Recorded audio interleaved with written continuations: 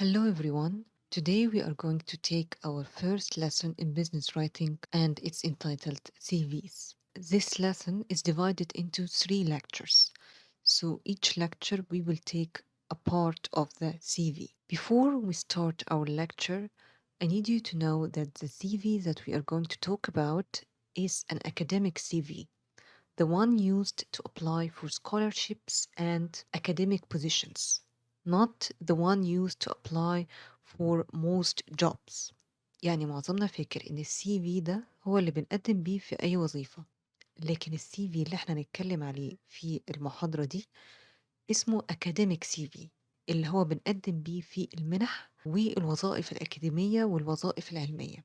لكن التاني اللي هو بنقدم بيه في معظم الوظائف ده اسمه ريزومي وهيبقى في lesson 2. فنبدأ أول محاضرة من الدرس الأول اللي هو academic CV. Let's start with the definition of the word CV. CV is of course an abbreviation، يعني اختصار. طيب اختصار لإيه؟ It's an abbreviation of a Latin word اللي هي curriculum vitae. معناها إيه؟ It means the course of your life. فهو كده اختصار لكلمة لاتينية اللي هي curriculum vitae، معناها the course of your life. لما حد يقول لكم the course of your life تفتكروا ده هيبقى حاجة مختصرة ولا حاجة طويلة؟ طبعا the whole course of your life يبقى حاجة غير مختصرة، حاجة طويلة. النقطة التانية في الديفينيشن بتاع السي في إن it's a comprehensive document. ده معناه إنه ملف شامل، يعني حاجة غير مختصرة. So what does this comprehensive document include? It includes your career journey, so your work experience. It also includes your academic achievements, so it includes all of your degrees and academic courses. And lastly, it includes your personal information. فهو في المكونات الأساسية بتاعة السي في اللي هو طبعا البيرسونال انفورميشن، الاسم، العنوان، التليفون، الإيميل وهكذا. الأكاديميك أشيفمنتس اللي هو الإديوكيشن، اللي هو الشهادات اللي أنا خدتها في مجال التعليم، والكارير جيرني اللي هو الورك اكسبيرينس. فهو ملف شامل للثلاث حاجات دول. تالت نقطة في الديفينيشن بتاع السي في إن هو static يعني ثابت غير متغير. What does this mean? This means that there is no change in information. يعني إيه بقى no change in information؟ يعني the information in the CV doesn't change when you apply for a different job or position. بمعنى إن ال CV بيفضل فيه نفس المعلومات، ما بيتغيرش، بيفضل ثابت باختلاف الوظيفة، على عكس الريزومي اللي احنا هناخدها بعد كده وهنشوف ازاي بنغيرها من وظيفة لوظيفة بحيث تناسب الوظيفة اللي أنا مقدم عليها. لو السي في بيفضل ثابت زي ما هو، لما أنا أقدم على وظيفة مختلفة عن الوظيفة اللي قبلها، هل في أي حاجة بتتغير؟ في حاجة بتتغير اللي هي the cover letter. The cover letter changes. إيه هو cover letter؟ الcover letter ده بيبقى عبارة عن ورقة واحدة بتبقى محطوطة فوق السي في وبتوصف بشكل مختصر جدا ليه أنا مناسب للوظيفة اللي أنا مقدم عليها، فبتركز طبعا على الإمكانيات اللي عندي والإكسبيرينس اللي عندي، بس بتبقى مصممة خصيصا للوظيفة اللي أنا مقدم عليها. طب هل ده معناه إن السي في عمره ما هيتغير؟ طبعا لا، هو بيتغير بس في حالة واحدة فقط اللي هي when our accomplishments grow. So the CV changes when our accomplishments grow. يعني أنا ممكن أزود عليه حاجات لكن ما نقصش منه، أو نادرا جدا ما بنقص منه. So we add our accomplishments. If for example you get a new certificate or you take a new course or you get a new degree, then you should add it to your CV. فمثلا لو خدنا شهادة جديدة بنضيفها على السي في، لكن ما بنحذفش أي شهادة قديمة موجودة عندنا، على عكس الريزومي اللي هنشوف فيها إن احنا ممكن نحذف الحاجات القديمة اللي ما بقاش ليها لازمة أو مش مناسبة للوظيفة اللي أنا مقدم عليها. طيب هو ليه قال إن السي في ستاتيك؟ لأن السي في زي ما قلت لكم ده أكاديميك سي في بيتم تقديمه في المنح وفي الوظائف الأكاديمية والعلمية، فأي حاجة مفروض بتضيف للمكانة بتاعتك العلمية أو الأكاديمية بتفضل زي ما هي. يعني أي بحث أنا نشرته مش مفروض أشيله، لأ بالعكس أنا بزود عليه. فالسي في ثابت بمعنى إن احنا ما بنشيلش الحاجات منه، بنزود عليها، على عكس طبعا الريزومي اللي بتبقى لوظيفة عادية، فبالتالي ما بيبقاش مثلا فيها مجموعة أبحاث، فلأ بنغيّر فيها بقى زي ما إحنا عايزين على حسب الوظيفة، وده طبعًا هنشرحه أكتر لمّا نوصل لدرس الريزوميه. What about the length of the CV؟ اللي هو عدد صفحات الCV. There is no rule for the length of the CV.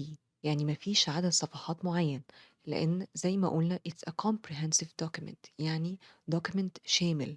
ده معناه إن ما ينفعش نحدد عدد الصفحات، لكن هو عادة بيتراوح ما بين 2 pages to 8 pages، يعني من صفحتين ل8 صفحات، عادة ما بيزيدش عن كده.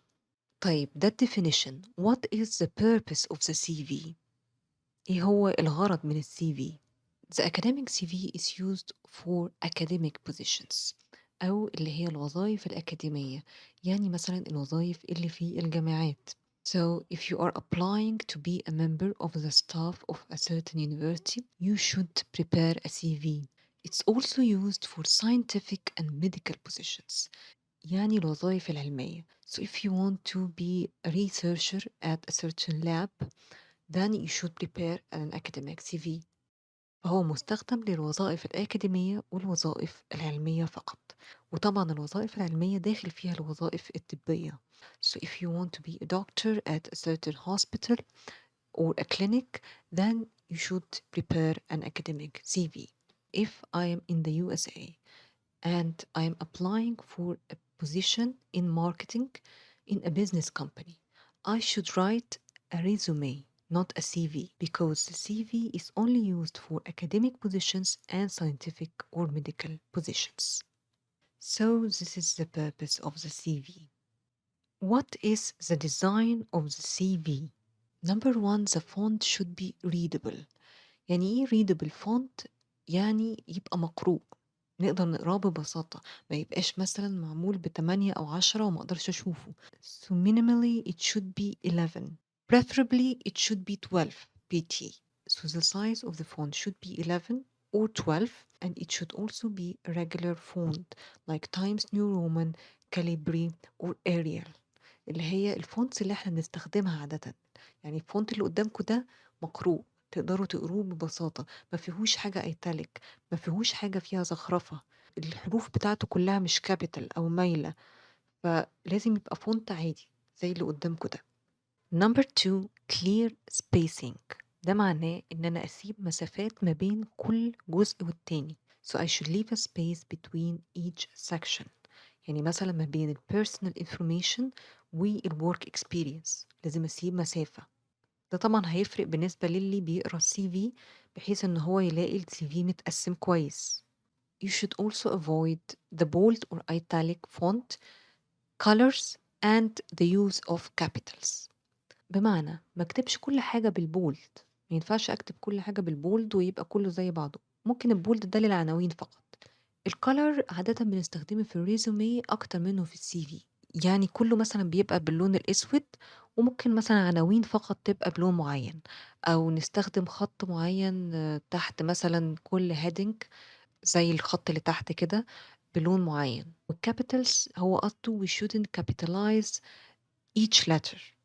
فما ينفعش مثلًا ألاقي جملة كلّها مكتوبة بالcapital، لأ الcapitals بنكتبها عادي لمّا بنحتاج capital letter مثلًا لاسم شركة، اسم الكلية أو هكذا بنكتبها عادي، لكن اللي قصده إن إحنا ما بنستخدمش الfont اللي هو بيبقى فيه كل الletters capital، زي ما قُلنا بنستخدم fonts عادية اللي هي زي Times New Roman, Arial or Calibri and so on. فده الdesign. Lastly we have the region أو المنطقة، يعني where is this academic CV used؟ It's used in the USA، يعني في الولايات المتحدة الأمريكية لازم لو بتقدم على وظيفة أكاديمية أو وظيفة علمية أو طبية لازم تقدم الأكاديميك CV. It's also used in some countries in Europe، فهو متواجد بكثرة جدا في الولايات المتحدة الأمريكية وفي بعض المناطق في أوروبا. وطبعًا ما ننساش إن هو for academic and scientific positions only. نيجي للcontents أو المكونات بتاعة الCV، دي هناخدها المحاضرة الجاية إن شاء الله، بس هنعدي عليهم بسرعة دلوقتي. Usually an academic CV includes these 12 components. Number one the personal information، اللي هي طبعًا المعلومات الشخصية، الاسم، الإيميل، الموبايل and so on.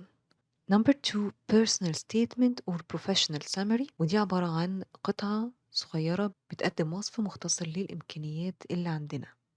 educational background اللي هو طبعا التعليم والشهادات التعليمية.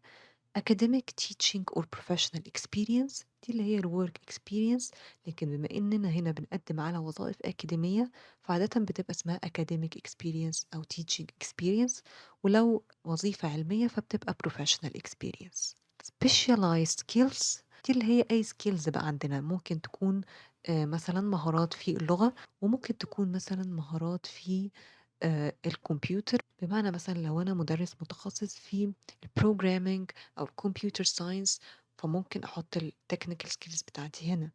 Number 6 grants and awards دي اللي هي scholarships أو الجوائز اللي أنا حصلت عليها. And number 7 qualifications and certifications أي شهادات حصلت عليها، وبرضو أي licenses حصلت عليها. publications and presentations أي حاجة أنا نشرتها أو أي presentation أنا قدمتها. research ده اللي هو البحث وبيبقى فيه ال research methodology أو اللي هو منهج البحث بتاعي، و research results نتائج الأبحاث أو البحوث اللي أنا عملتها.